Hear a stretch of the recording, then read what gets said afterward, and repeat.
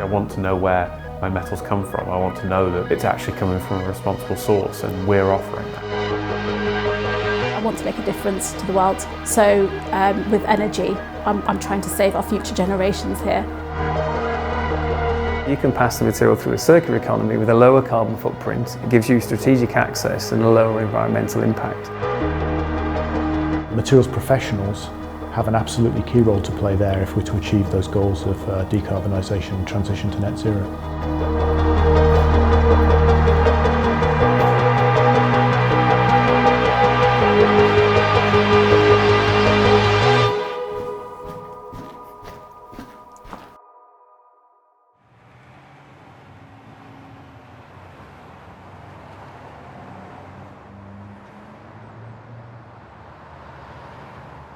It is funny how the world turns. You know, the natural progression of certainly people from my era through the mining industry was, mining was obviously a dying industry in the UK, so you either went to Australia or you went to Southern Africa.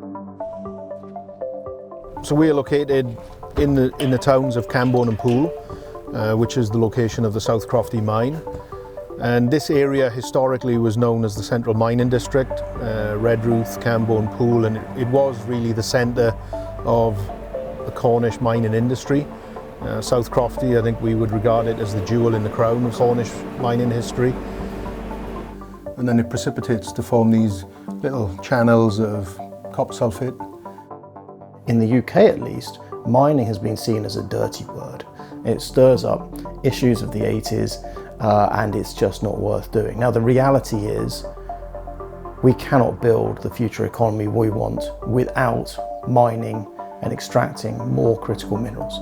What we have to do is we have to ensure that those minerals are done in an ESG compliant way. We cannot build a better tomorrow if we accept irresponsibility today. Cornwall itself, I think historically there's something like 2,000 documented mines. The mine permit area that we have today encompasses what were 26 former producing mines, and they've all been amalgamated over time. And you have workings that extend over a 3.5 to 4 kilometre distance. Okay, so what we're looking at here is drill core from the eastern end of the project area called the North Pool Zone. And then we get into this quartz vein that starts about here. And within that, you see some high-grade tin mineralisation. I've got just over 41% on that one, 41.919% tin. You can get very, very high grades in shorter spaces. Averaging it out, it's still a very high grade tin deposit. South Crofty is one of the highest grade tin deposits in the world that's not actually in production at the moment, and that's what sets it apart from a lot of the other deposits, is the high grade nature. It was a long life tin mine, and obviously we think it'll be a long life tin mine again to come.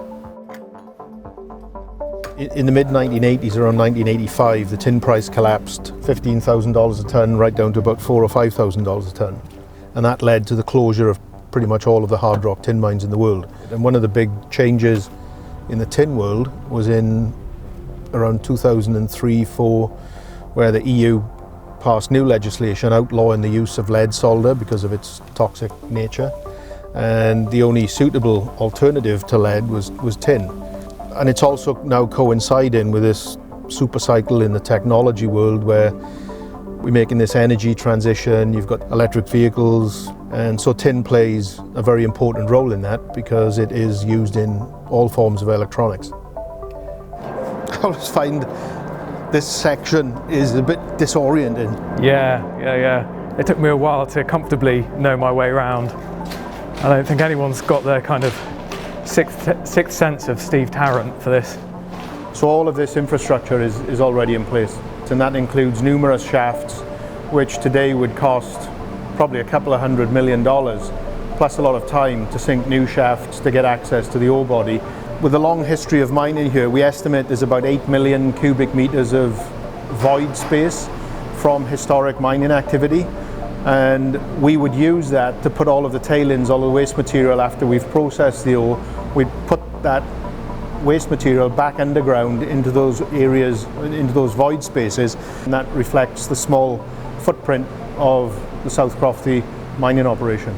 There is a growing divide in the geopolitics of the world, and as that gets more difficult to navigate, security of supply will become increasingly important. So to give you some kind of flavour to that, let's take lithium. You could extract lithium in South America, you can send it to America on a boat and then over to China where it's processed. It's then put into a cell for a lithium-ion battery in South Korea or in China itself, and then that's shipped over to Europe to be put into a car. Imagine the carbon footprint of that in itself, let alone the Chinese processing systems, which are predominantly based on fossil fuels. Or you could extract lithium in Cornwall, and it means we have to do it at home, but there's benefits to that. We've got better ESG, environment, social governance. We've got less carbon footprints. We've got more regulatory oversight. This area was actually the richest square mile in the world in the mid-1800s. As the mines got deeper, they had a real issue with hot water coming in, and the hot water was both difficult to pump out and caused big productivity issues with the miners because it was up to 50 degrees centigrade. Your body temperature is 37 degrees, so you'd notice that to be significantly warmer than your body temperature. I think Bath is in the 40s at most. They started looking into why this was to see if they could identify the source of the water. Why was it hot? Why was it salty? In 1864 there was a study from King's College which actually identified lithium, and that was the first identification of lithium in Cornwall was in 1864. Just a shame there wasn't an economic use. So fast forward now to 2022 and there is an economic use. The increase in demand for lithium has come from the electric vehicle boom. It's the electrification, it's this drive to a greener world, but certainly I think the electric vehicle market is what's driving things right now. What you have in Cornwall is a lot of granite. And these granites are the engine driving the systems. They're radiogenic, which basically heats water underground. The waters have been circulating for thousands, millions of years. That hot water's leaching the lithium out of the granites, circulating through the structures. And then what we're trying to do is essentially drill a borehole into these structures, use it like a straw to suck the fluid to surface, take the lithium out, and then we can put the water back down. So here we are. This is the DLE container. Within this container we have 6 cartridges. Each of these cartridges contain a media. The way it works is the brine comes in, the hot brine comes in, it meets the media, and within that the media grabs the lithium that's in solution, lets all the other elements go.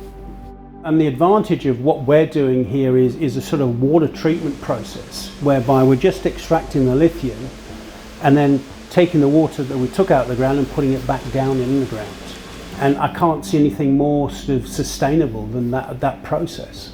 I started off initially at the beginning of my career in mining, but latterly I've been working in oil and gas. So you go from what is traditionally seen as quite a dirty industry, but very engineering and design orientated, to something like this, which is very much at the forefront of the new industry.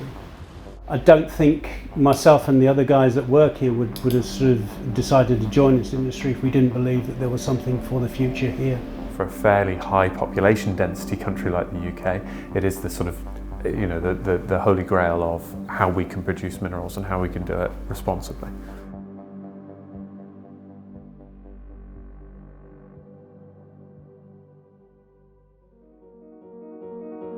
There are some huge technical challenges to be achieved throughout the transition to net zero. Academia has a role to play, whether it's in the discovery and development of new materials technologies, whether it's in the optimization and the making of those technologies more efficient. So we might be thinking about more efficient devices or solar cells. Solar is absolutely essential for the energy transition, but today, less than 3% of energy generation is from solar panels. If we want to achieve these net zero targets, we need to bring solar up to 50%. So the combination of perovskite with silicon in this form of a tandem solar cell will generate the lowest cost of electricity, period.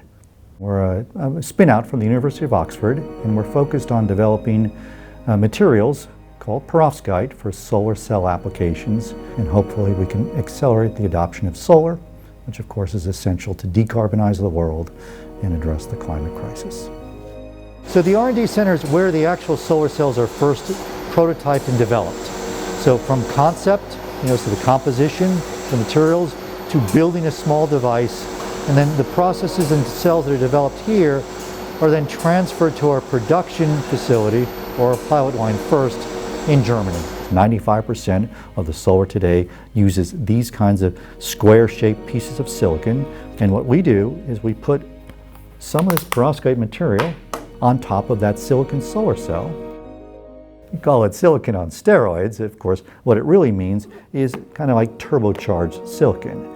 It takes that same silicon wafer, we add this perovskite material on top of it, and now that solar cell is about 20% more efficient than the silicon solar cell that it started with. That's just an astonishing rate of increase of power. That's what's exciting the solar industry, because of its potential to make cheaper solar power and therefore answer the problems with climate change. What's cute about it is that you can print these things at room temperature. And so you won't have the high energy budget it costs to make crystalline silicon. It's easy to print the kind of perovskites you need for solar cells in the lab. So one of the things that we've done carefully is to make sure that the materials we source, the chemicals themselves, the raw materials, we make sure it comes from what we call responsibly sourced areas. That means not made with any forced labor. It means sourced from areas where there is no conflict. It also means primary mined, so they're not a result of mining another material. And we also make sure that there's enough in the world to provide as much as 30 terawatts of PV. That's enough energy for production PV to power the planet for the rest of the century.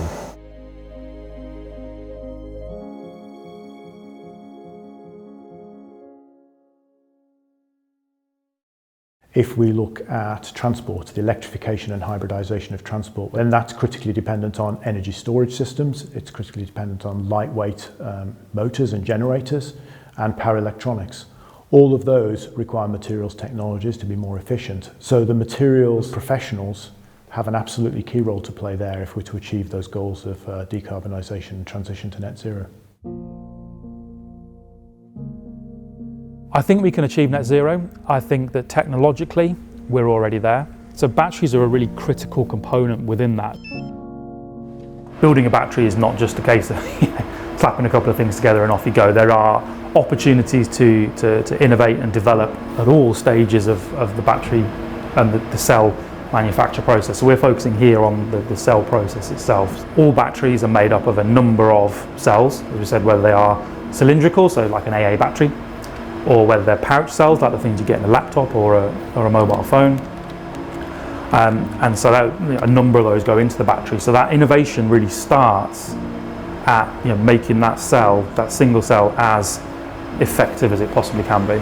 To say someone is a battery engineer is actually a conglomerate of different skill types. So we go from a kind of a chemical orientation, and then when we're looking at cell cycling, cell testing, it's almost a sort of electrical engineering type of activity. And then when we're looking more at the physical structure in which the cells then go and sit as part of modules, that's again a bit more of a kind of traditional engineering type of activity.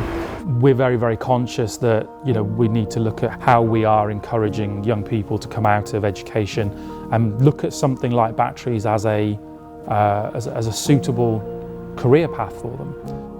My daughter at 12 years old is about to learn fractional distillation using crude oil. There is very little value in that context, because by the time she leaves education and training in, let's say 10 years time, by the time, if she goes to university, that technology's gone. We see industry partners with lots and lots of different needs and requirements, and we work with them to meet those needs. So we see companies that are trying to pivot out of declining sectors into something like this, and so this is their first foray into sort of batteries and electrification, and we work to support those kinds of businesses. WMG works very closely with UK BIC to look at the scale up of manufacture and how we take the type of research and development work that happens in a facility like this through then to full commercialisation for our customers. Welcome to the process hall here at UK BIC. This is where scale up happens. This is instrumental for making our batteries go from lab scale to something that will actually be inside our cars. Batteries is incredibly dynamic, it's fast paced. There's something new all the time. It's not one of those industries that's already been established and you're doing the same thing over and over again. Britishvolt is the foremost investor in battery technology in the UK. Well, a number of reasons why batteries are important. They are a cornerstone of the green transitions that we're all so keen to implement, but they're also a great driver of industrial transition. The trailblazer for that really is the automotive industry in its transition away from internal combustion engines towards battery electric vehicles. Without places like Britishvolt or UK BIC, we wouldn't have the infrastructure to facilitate electric vehicle manufacturing in the UK. So we refer to these as cells. They don't look like the typical coin cells you see in the shops, but these are called cells.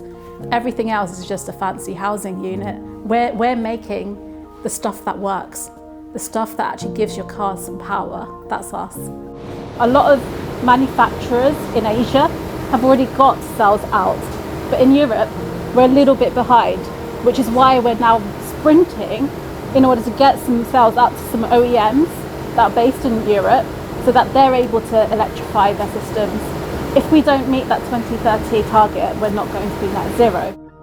We obviously need more people with a broader skill set than ever before, and the change that's being undergone is happening way faster than it ever has done before. Now, if you're building an electric vehicle, it's necessary for the downstream to ensure they know where their supply chain is coming from, and they know the ESG points at each stage within that supply chain. Accountability is key, and there's no passing the buck. Because of the nature of the supply chain, every stage has to be ESG compliant. It's hard work, even for an organization like Britishvolt. You have to make very hard choices. You have to decide, do you want to support the green energy transitions by putting batteries that contain cobalt on the market, even though you're very likely going to deal with human rights issues in your supply chain, and you have to take care of them. And is it then enough to write a paper on it, or do you actually have to go further than that? So many of the challenges that face supply chain and improving the accountability and responsibility in supply chains are extremely complex. They can't really be solved by one entity alone, or one part of society, or one part of the economy alone. What we've got to get used to is building collaborative platforms that we can pool not only financial resources but also our expertise. And we believe at the Fair Cobalt Alliance that we build such a platform. Cobalt is a critical mineral for the green transition. It is critical for batteries, which we use in EVs and in our electronics as well, in our consumer electronics. The vast majority of cobalt, 70%, some say up to 80%, comes out of the DRC, the Democratic Republic of the Congo. Most of the cobalt from the DRC is mined by large industrial mines, and that accounts for between 80 and 90%. The remainder, about 11% currently, is extracted by artisanal miners. This is very much a basic and by hand production method. The ability of corporate environmental and social governance standards to change practices and change practices systemically really depends on the ability to trace the material that you get into your supply chain to a particular mine. For commodities like cobalt, where that is more difficult, we believe that it's better to actually focus on the root problem itself, and in this case it's the health and safety conditions and the poverty surrounding the artisanal cobalt mines in the DRC. And so that's why the FCA, as well as working on some of these standards on the artisanal mining sites, is really trying to get to the root problem. And the shared platform, shared by companies like Tesla and Google and Glencore and CMOC, they're pulling together to address those issues and really kind of raise all boats so that there can be greater assurance that cobalt from a DRC, whether it comes from industrial or from artisanal mines, is on the path to greater sustainability.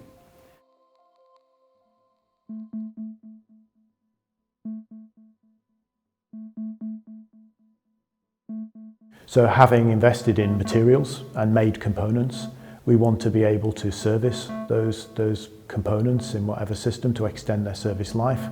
At the end of that service life, we perhaps want to be able to use them again in a second use or build them into a new product. If we can't do that, we want to be able to recycle them, but recycle them at the highest possible level, so we're losing as little value or energy as possible. When a car comes to end of life, how can we go in and extract all of the different drive motors to get at all of the different magnetic components to be able to recycle those rare earth elements?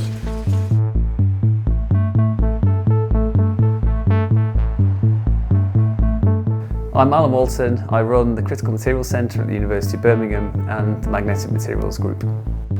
So the group in Birmingham has worked on manufacturing processes for rare earth magnets for over 40 years. And the facility here is specifically designed around recycling of rare earth magnets. So this is the only facility for recycling rare earth magnets currently in the UK. So rare earth metals, about 90% of the value is used in rare earth magnets. Rare earth magnets are used in offshore wind, in electric vehicles, in electronics, in efficient pumps, in robotics. So if you imagine we're switching to an electrically driven society, these are literally one of the building block materials for clean growth. So rare earth magnet is the strongest permanent magnet known today. So if you imagine a magnet stuck to the side of your fridge and a very strong one of them, that's what a rare earth permanent magnet is. The reactor you see behind you is to remove magnets from different waste streams. So if you imagine magnets are in lots of different products, the big challenge is how you separate it from the waste stream. So as an example, this is a corner from a hard disk drive from a computer. There are 2 rare earth magnets in here, only about 10 to 20 grams, and the challenge is how do you get that out efficiently and at a reasonable cost. The magnets are super glued in, nickel plated and fully magnetized. And the way we do that is if you introduce hydrogen to the magnet, it will react with the hydrogen, it absorbs that gas, it expands and it breaks the material apart to an alloy powder, and that material is demagnetized, and that means it's easier to liberate from the components. And this is one of the magnets which has been made in this facility. So that's made from a batch of hard disk drives that have been through the hydrogen reactor, through the whole process, and then resintered back into a new magnet. And that's a suitable grade to go back into an electronics application. If we recycle a magnet and you compare that production route to primary, we need about 88% less energy compared to primary production, to give you an idea. And that process doesn't generate any chemical byproducts or waste. We don't have an indigenous source of mined rare earth materials, so literally the material coming out of this reactor will be the only source of rare earths in the UK. We made a huge mistake by sleeping on critical minerals. We outsourced it globally, and we are now paying the price for that today. We cannot sleep on the needs of the circular economy now and face the same problem in 15 years' time. Come and get involved in engineering, come and get involved in delivering the technology which is going to deliver the solution. We need to work the engineering solutions and materials as a part of that if we're to achieve decarbonisation, and we need great new engineers from as diverse a range of backgrounds as we can possibly get if we're going to achieve that. So if you're committed to decarbonisation and sustainability, become an engineer, become a scientist, help to make it happen. What bigger challenge is there? And what more important challenge is there? So come and work on that. It's the most exciting place to be.